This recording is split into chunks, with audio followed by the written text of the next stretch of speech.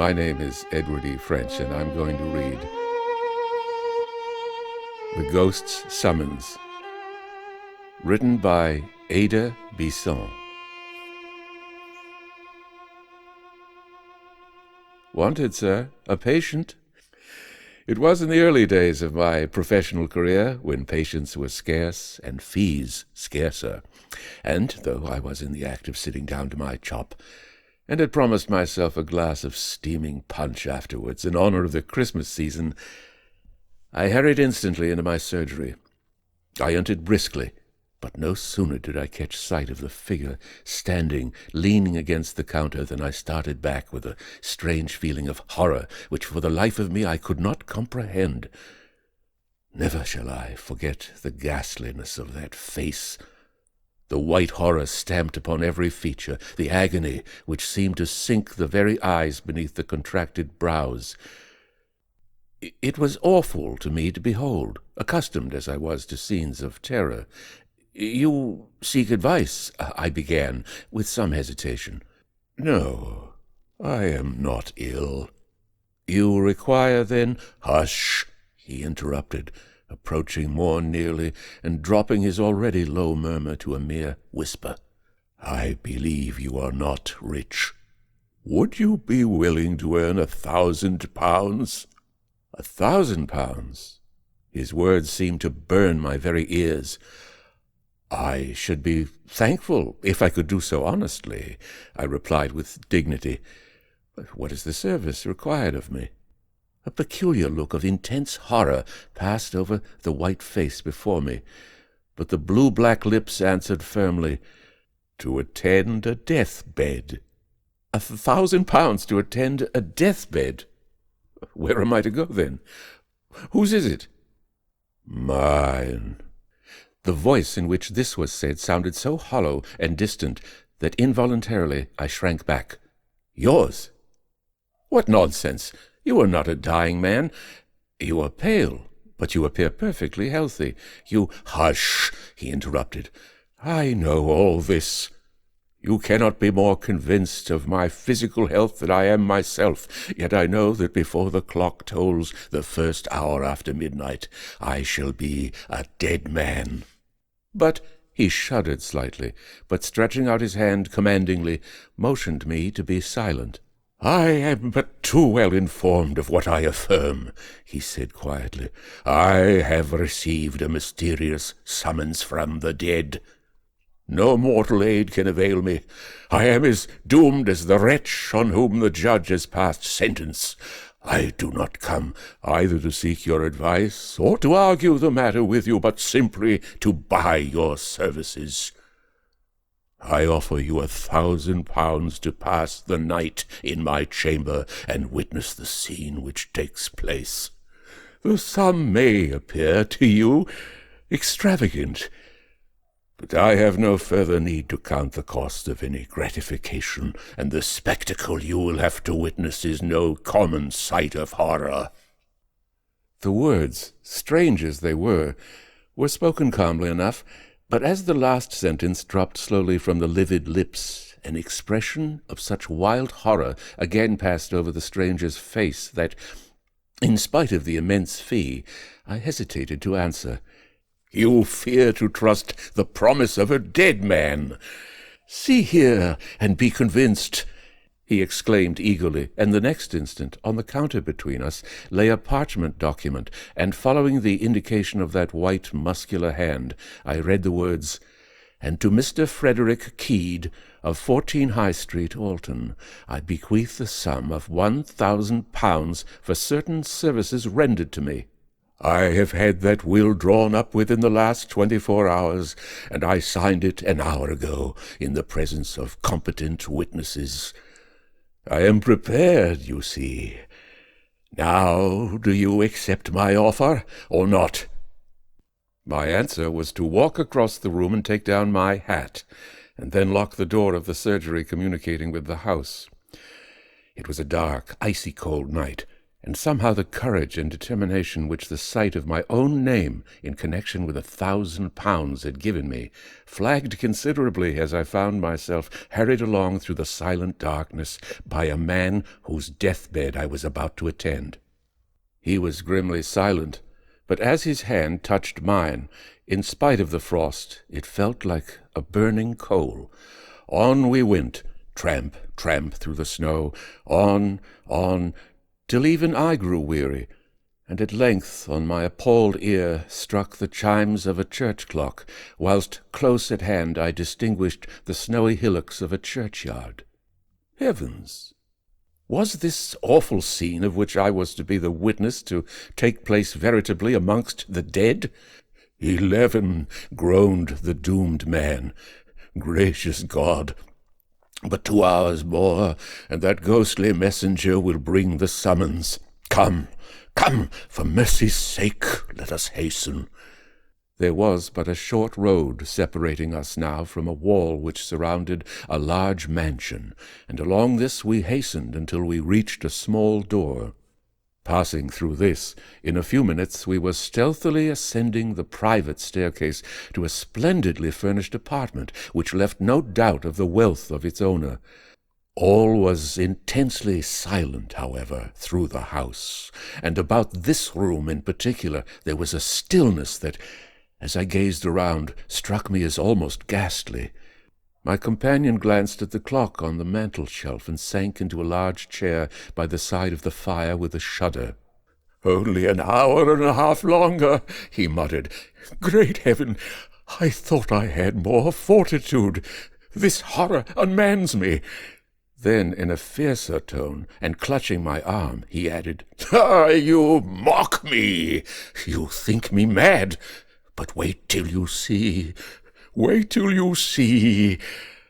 I put my hand on his wrist, for there was now a fever in his sunken eyes which checked the superstitious chill which had been gathering over me, and made me hope that, after all, my first suspicion was correct, and that my patient was but the victim of some fearful hallucination. "Mock you," I answered soothingly. "Far from it. I sympathize intensely with you, and would do much to aid you. You require sleep. Lie down, and leave me to watch." He groaned, but rose and began throwing off his clothes, and, watching my opportunity, I slipped a sleeping powder which I had managed to put in my pocket before leaving the surgery into the tumbler of claret that stood beside him. The more I saw, the more I felt convinced that this was the nervous system of my patient which required my attention, and it was with sincere satisfaction that I saw him drink the wine and then stretch himself on the luxurious bed. Thought I, as the clock struck 12, and instead of a groan, the deep breathing of the sleeper sounded through the room. "You won't receive any summons tonight, and I may make myself comfortable." Noiselessly, therefore, I replenished the fire, poured myself out a large glass of wine, and drawing the curtains so that the firelight should not disturb the sleeper, I put myself in a position to follow his example. How long I slept, I know not.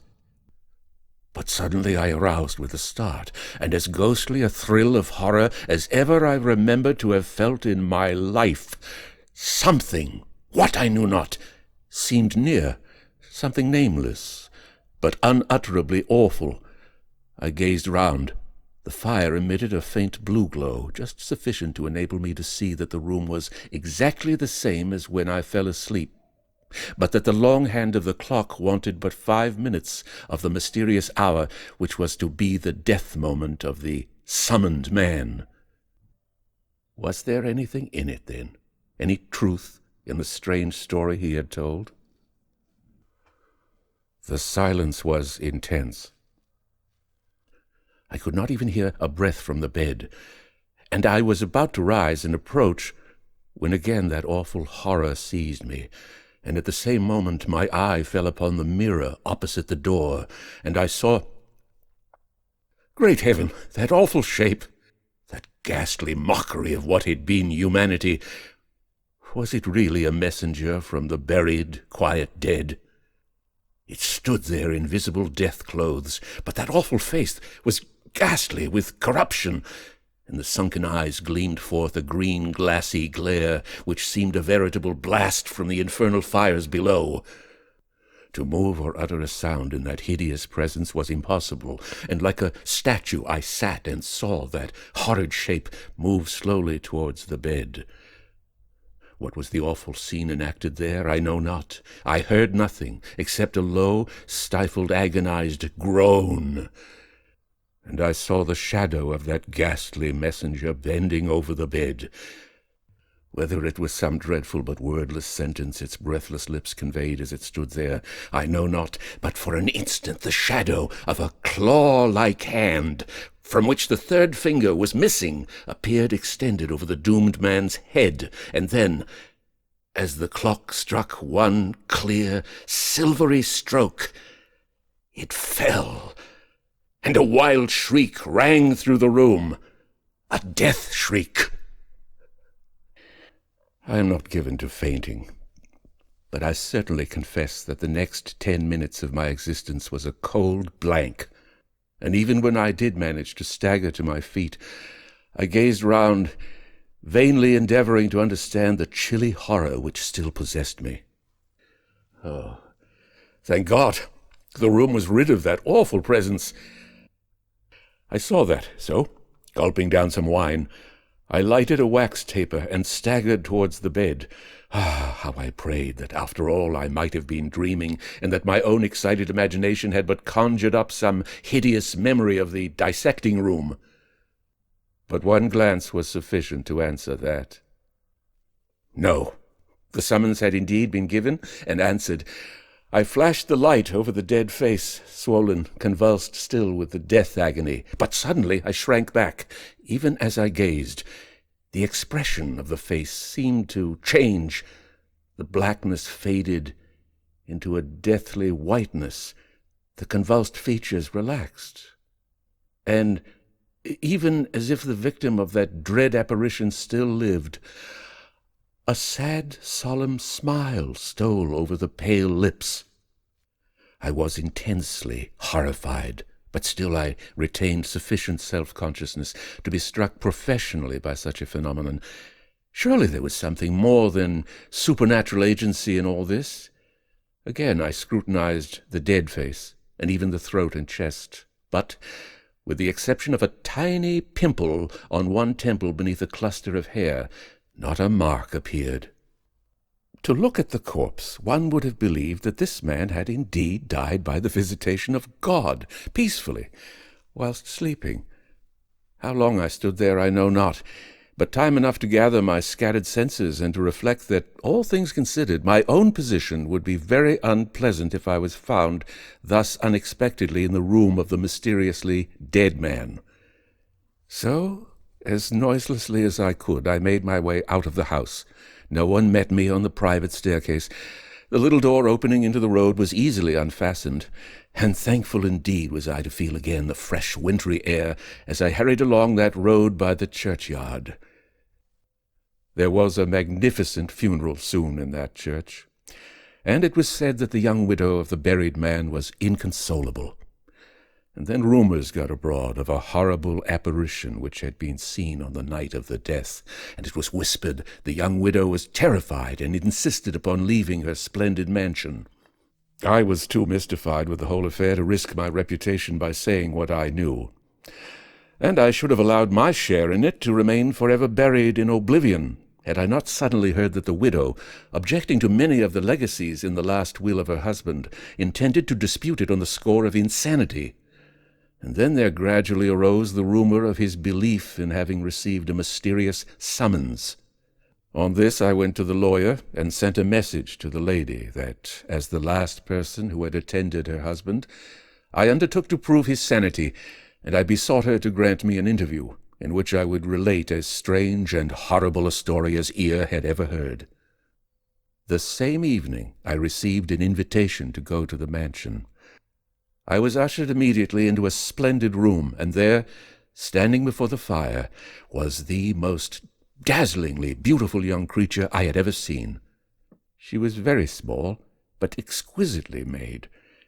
Had it not been for the dignity of her carriage, I should have believed her a mere child. With a stately bow she advanced, but did not speak. "I come on a strange and painful errand," I began, and then I started, for I happened to glance full into her eyes, and from them down to the small right hand grasping the chair.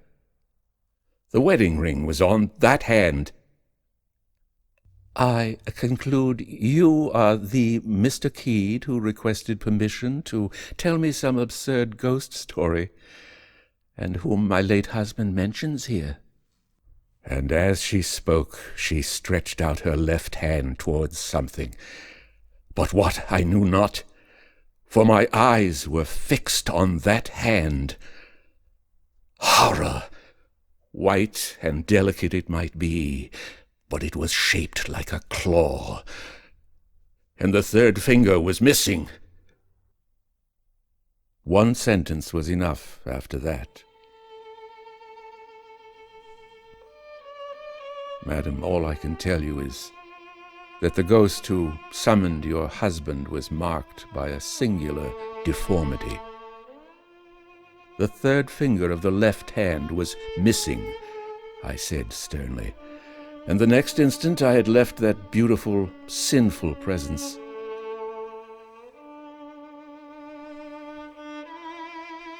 That will was never disputed. The next morning, too, I received a check for £1,000, and the next news I heard of the widow was that she had herself seen that awful apparition, and had left the mansion immediately.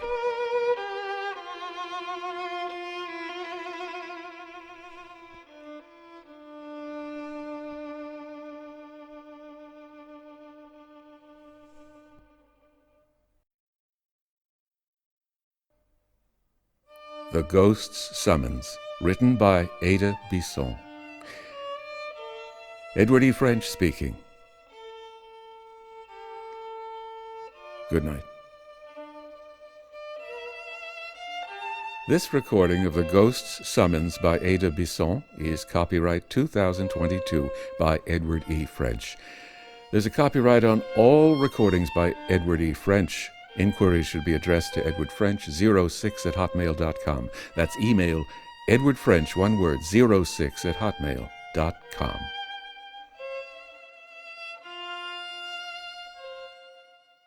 Merry Christmas.